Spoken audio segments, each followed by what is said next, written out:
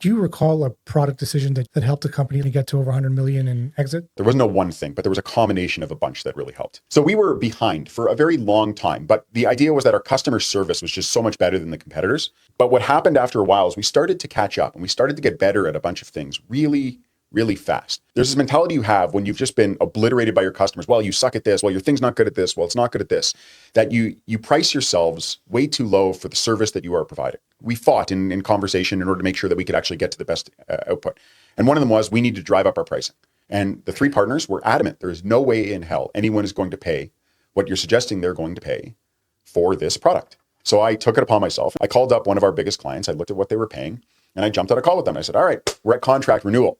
This is great. You guys got a really easy discount when you guys started, but look, I want to show you all the metrics. And I lined up the metrics. I lined up the features that we were running, and I went to them. I ended up charging them about 8x what they were charging per year for the exact same functionality. And realistically, they got a ton of benefit up to that point. Came in the next morning, my CEO was sitting at his desk, and I said, I want to call a meeting. We all went together, and I just slammed down a contract. And I said, here you guys go.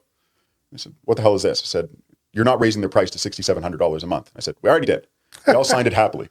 And they all looked at me, and one of the partners, he looks at me and he goes, how the did you do that? And he says, what did you promise them? What did you screw up on our roadmap? I said, I didn't promise anything. He says, you're telling me that you got them to $6,700 and you're not giving them one more feature? I said, yeah. He goes, guys, we got to raise our prices. So then we went on a bit of a rampage of actually driving up prices, 2x, 2.5x. And that gave us so much breathing room.